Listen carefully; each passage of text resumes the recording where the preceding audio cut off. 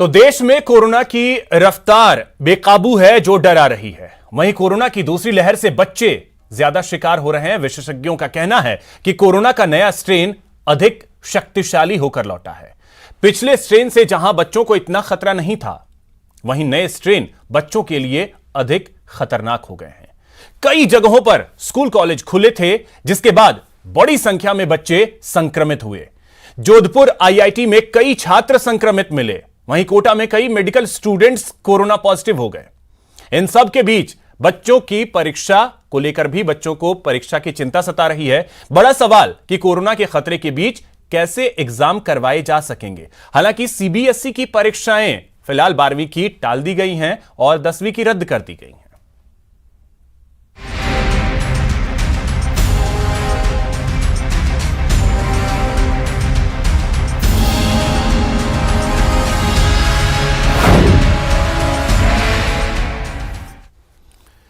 तो चलिए इसी पे चर्चा करेंगे। हमारे साथ गेस्ट पैनल जुड़ रहा है। सबसे पहले उनका परिचय मैं आपसे करवा दूं। हमारे साथ जुड़ रहे हैं डॉक्टर राजीव जैन, जो कि चाइल्ड स्पेशलिस्ट हैं। राजीव जी, बहुत स्वागत है आपका न्यूज 18 राजस्थान पर। जीएल मीणा जी, प्रिंसिपल हैं एसएन मेडिकल कॉलेज जोधपुर के।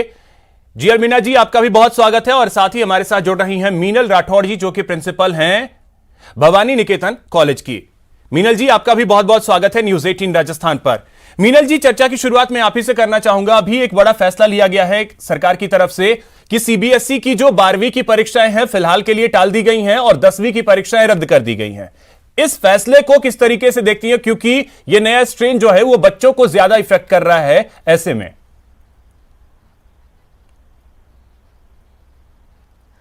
नमस्कार सबसे पहले सभी को। देखिए, 10वीं की परीक्षाएं रद्द कर दी गई हैं और 12वीं की परीक्षाएं टाल दी गई हैं। ये डेफिनेटली बच्चों की अगर हेल्थ के हिसाब से हम देखेंगे तो बहुत स्वागत करने योग्य फैसला है। लेकिन एट द सेम टाइम, क्योंकि बच्चे बोर्ड की परीक्षा को लेकर के जितने ज़्यादा कंसर्न रहते हैं, जितने ज़्यादा मेहनत करते हैं, जितने ज़्यादा परेशान रहते हैं, क्योंकि वो उनके फ्यूचर का एक बेस बनाता है कि 10वीं की मार्कशीट को बच्चा पूरी उम्र कैरी करता है, 12वीं की मार्कशीट को हमेशा हर जगह उसको दिखाना होता है। उस बात को लेकर के, क्योंकि ये अचानक से जब इस तरीके के फैसले आते हैं तो बच्चों का स्ट्रेस लेवल जो है वो ऑब्वियसली बहुत ज़्यादा बढ़ जाता है और उनके लिए एक चिंता का विषय हो जाता है कि अब जैसा बताया गया अभी आपके द्वारा कि 1 जून को बैठक होगी जिसमें ये निर्णय लिया जाएगा कि 12वीं की परीक्षा क्या ऑनलाइन कराई जा सकेगी या नहीं कराई जा सकेगी। लेकिन मुझे ऐसा लगता है कि ऑनलाइन पढ़ाई ही उतनी ज्यादा फ्रूटफुल नहीं हो पा रही है। मीनल जी, वो विकल्प तलाशे जाएंगे कि क्या कोई दूसरा विकल्प हो सकता है? ऑनलाइन तो एक विकल्प है, क्या और कोई विकल्प हो सकता है? वो तो विकल्प तलाशे जाएंगे। लेकिन फिलहाल जीवन से बढ़ करके तो कुछ है नहीं, हेल्थ से बढ़ करके तो कुछ है नहीं। बिल्कुल जो भी आपका रिपोर्ट कार्ड होगा, जो भी आपका परिणाम होगा, वो तो बात की चीज है। सबसे पहले तो हेल्थ जरूरी है।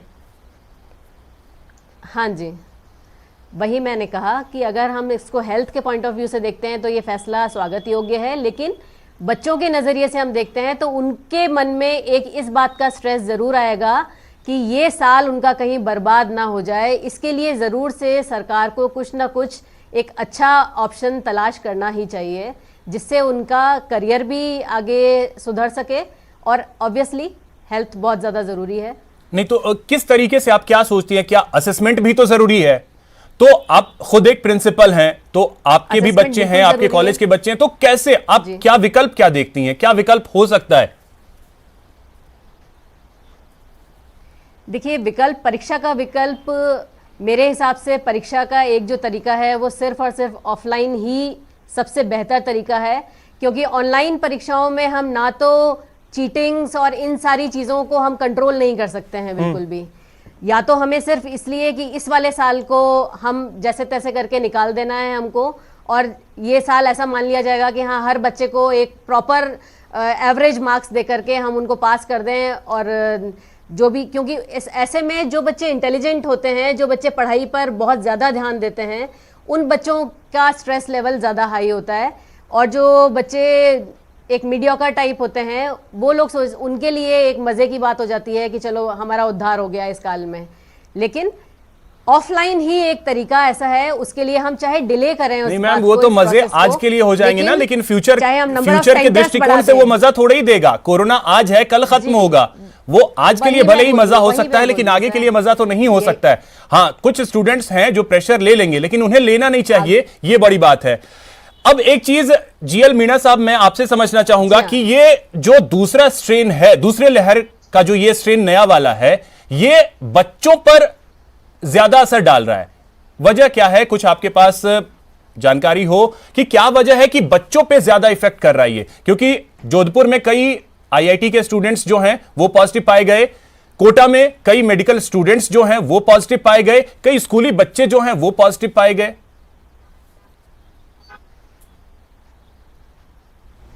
देखो, हमारा इम्यूनाइजेशन प्रोग्राम शुरू हो गया, जो सीनियर सिटीजन को हमने लगाना शुरू कर दिया था, और मेडिकल वर्कर्स, फ्रंट लाइनर्स को, इनको भी हमने वैक्सीन देना है।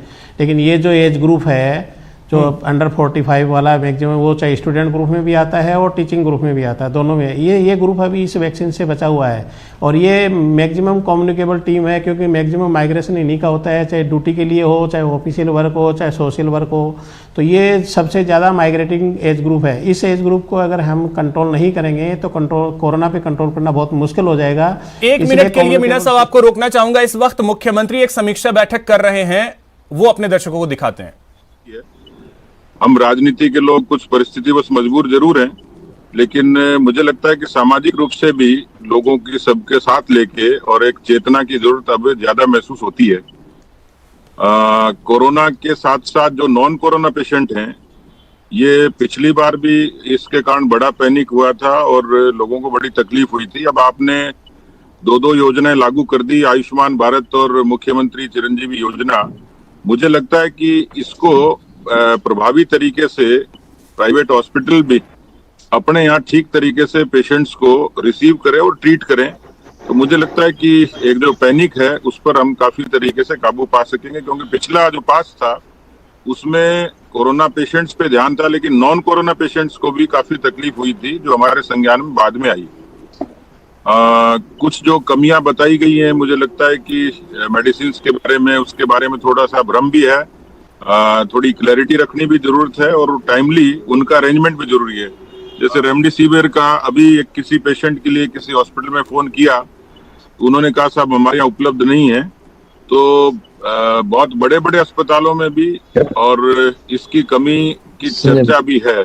संजय को बात करके सुमित्रा तो जुड़ी में है। मुझे लगता है कि ये इस तरीके की जो कमी खामी दिखती है।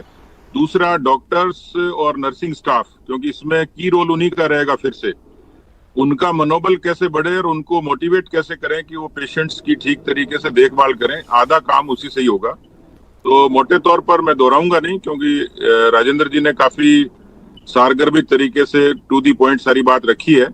हम सब लोग इस लड़ाई में आपके साथ हैं।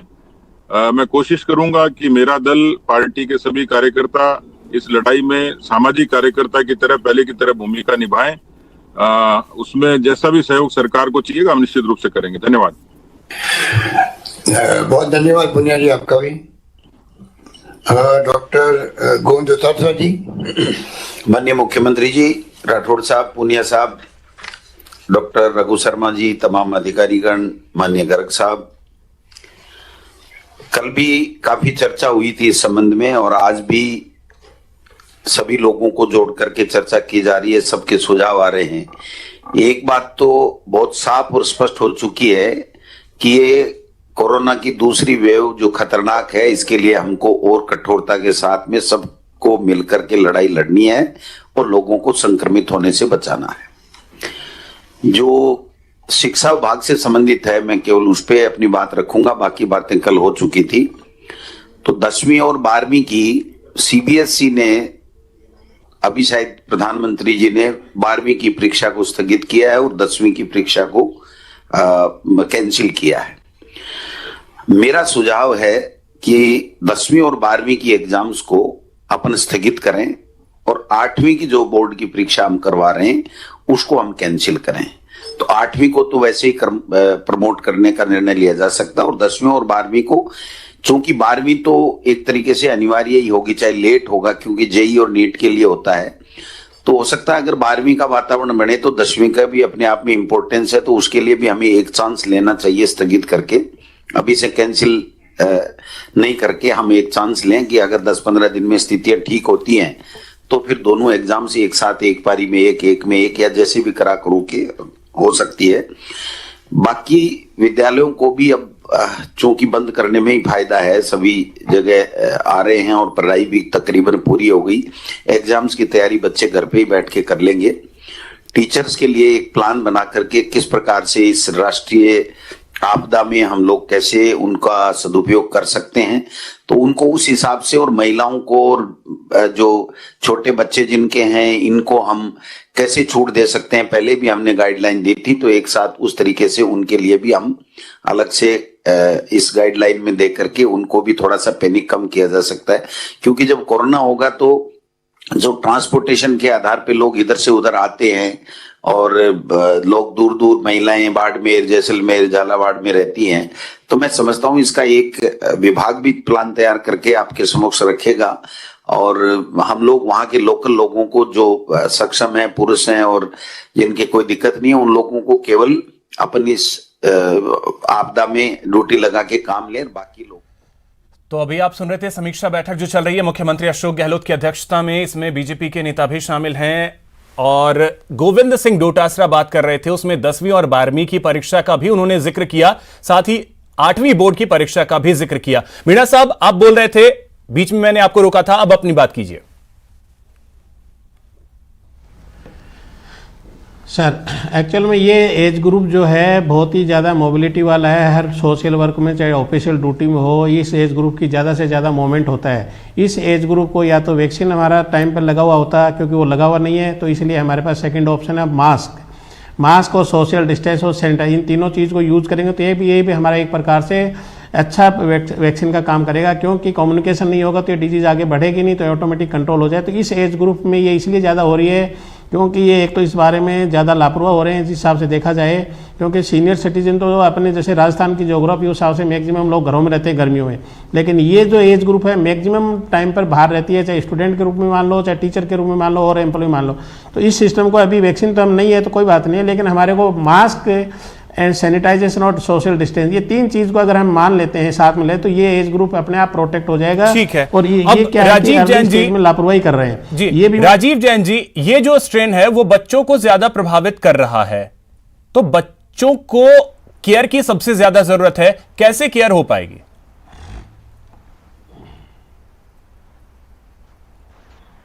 नमस्कार सभी देखने वाले दर्शकों को। ये स्ट्रेन जो नया स्ट्रेन आया है सार्स कोविड टाइप 2, ये बच्चों को ज्यादा प्रभावित कर रहा है क्योंकि ये स्ट्रेन में कुछ स्ट्रेन्स म्यूटेंट हो चुके हैं, जो इनका आउटर स्पाइक प्रोटीन जो होता है वो अपना फॉर्मूला चेंज कर चुका है और जो बच्चों में लक्षण हो रहे हैं वो आम लक्षणों से थोड़े से दूर हैं। जैसे बड़े लोगों में बुखार, खांसी, जुकाम, इस तरह की चीजें होती हैं, पर बच्चों में बुखार के साथ उल्टी, दस्त या बदन पर दाने आ जाते हैं या फिर पूरे शरीर पे सूजन आ जाती है। तो बच्चों के लक्षणों को पकड़ पाना थोड़ा मुश्किल होता है, स्पेशली वो डॉक्टर्स जो इन लक्षणों को पकड़ने में अभ्यस्त नहीं है, तो इसमें ये प्रॉब्लम आती है। बच्चों के साथ दूसरी प्रॉब्लम ये है कि जन्म से 2 साल तक के बच्चों को हम मास्क नहीं लगाते हैं और 2 से 6 साल तक के जो बच्चे हैं वो उनको मास्क लगा तो सकते हैं, पर उनको मास्क हाइजीन का कोविड अप्रोप्रिएट बिहेवियर नहीं आता है। तीसरी प्रॉब्लम जो बच्चों के साथ आ रही है वो ये है कि उनके लिए वैक्सीन भी नहीं है और ट्रीटमेंट के लिए कोई दवाइयां ज्यादा उपलब्ध नहीं है। माइल्ड और मॉडरेट केसेस के लिए, केवल सीवियर केसेस के लिए ही है। तो बच्चों में ये जो म्यूटेंट वायरस आया है और इस बार जो दूसरी लहर आई है, इसमें बच्चों में लक्षण बहुत जल्दी से आ रहे हैं, घातकता से आ रहे हैं।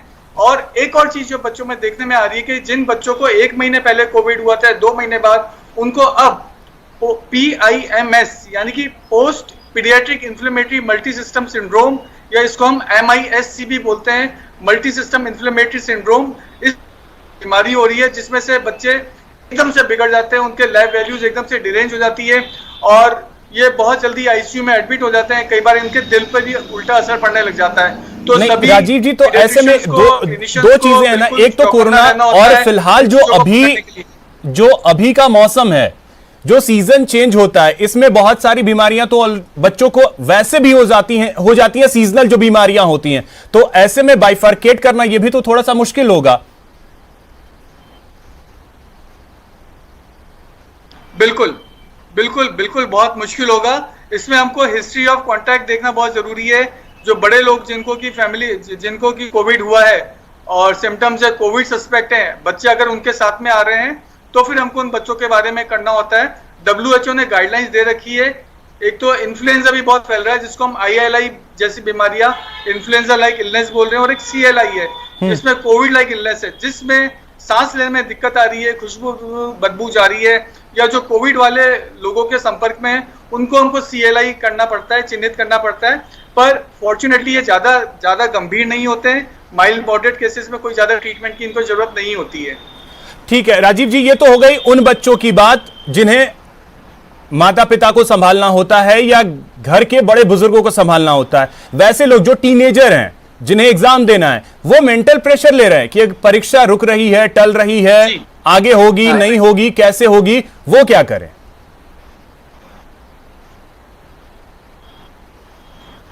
देखिए, पिछला एक साल इस ग्रुप के लिए, जिसको हम एडोलेसेंट यानी किशोर अवस्था वाले बच्चे हैं, इनके लिए बहुत जबरदस्त मेंटल प्रेशर रहा है, क्योंकि ये एज ग्रुप फिजिकली बहुत स्टडी होती है। इनको फिजिकल गेम्स खेलने की काफी जरूरत होती है और आदत भी होती है।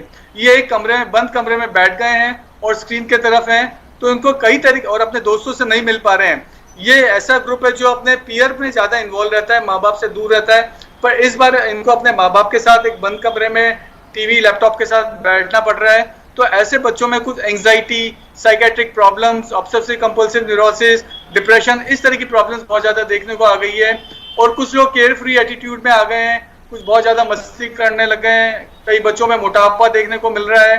तो कई तरह की साइकेट्रिक प्रॉब्लम्स बच्चों में आ रही है। और जो पढ़ने वाले तो बच्चे, इसके लिए घर में ही कुछ फिजिकल एक्टिविटीज करें ताकि वो इस स्ट्रेस को ओवरकम कर पाए, शायद ये ज्यादा बेहतर होगा। मीनल जी, अब एक चीज मैं आपसे जानना चाहूंगा। अभी देखिए, शिक्षा मंत्री गोविंद सिंह डोटासरा ने कहा कि 10वीं और 12वीं RBSE के लिए भी हम सोच सकते हैं कि परीक्षा को फिलहाल के लिए टाल दिया जाए, आगे देखा जाएगा। 8वीं बोर्ड वालों को डायरेक्ट प्रमोट कर दिया जाएगा। ठीक है, ये एक विकल्प तो हो सकता है, लेकिन इसके अलावा, क्योंकि एक स्ट्रेस जो है वो स्टूडेंट्स ऑलरेडी लेकर के रखते हैं परीक्षा को लेकर के, परीक्षा शब्द ही एक स्ट्रेस है, उससे ओवरकम करना भी इन टीनेजर्स के लिए, इन स्टूडेंट्स के लिए तो जरूरी होता है। वो कैसे हो पाएगा अभी के दौर में, क्योंकि वो अपने दोस्तों से मिल नहीं सकते हैं, बाहर निकल नहीं सकते हैं, कोरोना का खतरा। देखिए, अभी इस स्ट्रेस को कम करने में तो सबसे बड़ा जो रोल है वो उनकी फैमिली ही प्ले कर सकती है। डेफिनेटली इस समय हम फिजिकल कांटेक्ट में किसी के नहीं आ पा रहे हैं कि आप घर से बाहर जाएं, अपने दोस्तों के साथ इधर उधर घूमें फिरें, या जो भी आप अपना एक एंटरटेनमेंट उस तरीके से घर से बाहर जो कर पाते हैं वो कर पाएं। उसके लिए हमें घर पर ही रह करके अपने परिवार के साथ कोशिश ये करनी चाहिए कि ज़्यादा से ज़्यादा एक अच्छा समय हम परिवार के साथ बिता सकें, क्योंकि वो समय भी तो हमें बहुत कम मिल पाता है। लेकिन एट द सेम टाइम ये पेरेंट्स की भी ड्यूटी है, ये पेरेंट्स का कर्तव्य भी है साथ में, कि वो अपने बच्चों को इस वाले स्ट्रेस को कम करने में थोड़ी मदद करें, उनके साथ एक क्वालिटी टाइम, क्योंकि उन्हें भी मौका मिल रहा है इस समय अपने बच्चों के साथ क्वालिटी टाइम बिताने का, तो उसको उस तरीके से लेना चाहिए। जैसे ये जो टाइम है स्ट्रेस का, इसे अगर क्वालिटी टाइम बनाया जाए तो ये शायद बहुत अच्छा वक्त हो सकता है बच्चों के लिए और साथ ही साथ फैमिली के लिए। फिलहाल वक्त इतना ही है मेरे पास। बहुत शुक्रिया आप सभी का हमारे साथ जुड़ने के लिए, इस चर्चा में शामिल होने के लिए। दोपहर की 2 टूक में इतना ही। नमस्कार।